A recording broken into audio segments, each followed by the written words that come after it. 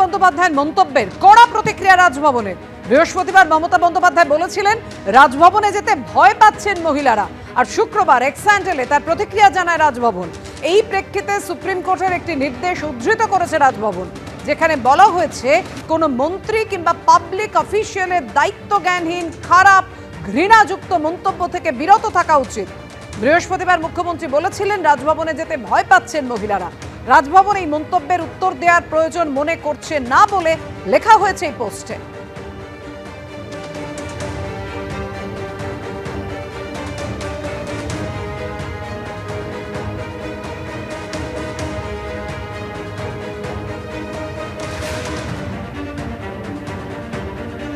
শপথ গ্রহণ অনুষ্ঠানকে ঘিরে তীব্র বিতর্ক।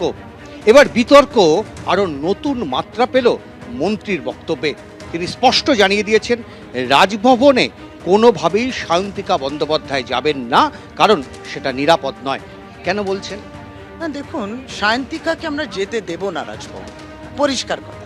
যদি বা ও কিক বক্সিং জানে, ওর সেলফ ডিফেন্স জানে, নৌকো বড় বড় আছে, খামচা দেবে। রাজ্যপালের ওখানে রাজভবনে যে ঘটনাটা ঘটেছিল, যেই যৌন অত্যাচারের একটা গুরুতর অভিযোগ, সেই রাজভবনে কর্মরত একটি স্টাফ কার বিরুদ্ধে? মহামান্য রাজ্যপালের বিরুদ্ধে। সাংঘাতিক বিষয়। সেই অপরাধে তিনি অ্যাকিউজড, ইনভেস্টিগেশন তিনি হতে দিচ্ছেন না।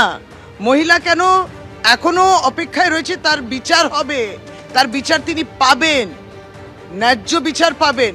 সেখানে আমরা সায়ন্তিকাকে যেতে দেব নাকি? কে রাজ্যপাল, কোন ভোটে জিতে এসেছে, বাংলার মানুষের কনফিডেন্স তার প্রতি কোথায়, চরিত্র কোথায়? এরা দুজনেই মানুষের ভোটে জিতে এসেছে, রাজ্যপালের ভোটে নয়, বিজেপির দালালির ভোটে নয়। সেই সার্ভ টু দি পিপলে মানুষের অসুবিধা করছেন কে? রাজ্যপাল। অর্থাৎ বাংলার মানুষের বিরোধিতা কে করছেন? রাজ্যপাল। অবশ্যই না, একেবারেই একা কোনো প্রশ্নই উঠছে না। আমরা বিধানসভার সদস্য হয়েছি, বিধানসভাতেই আমাদের শপথ গ্রহণ হোক। হ্যাঁ, আমি তো আর মন্ত্রী নই যে মাননীয় মন্ত্রীদের মতো আমি ওখানে যাব। তাই উনি কেন, কি জন্যে আমাকে উনি রাজভবনে ডাকলেন, এবং উনি কেন আমার সহকর্মী যিনি মানুষের ভোটে জিতেছে, তিনি কেন ওনাকে সেই দিনই ইমেল কেন করা হলো না? চিঠি নয়, দুদিন পর পৌঁছলো। আমাদের বিধানসভাকে কেন জানানো হলো না? মাননীয় অধ্যক্ষর অফিসকে কেন জানানো হলো না? এই প্রশ্নের উত্তর আগে দিক, তারপরে ভাববো।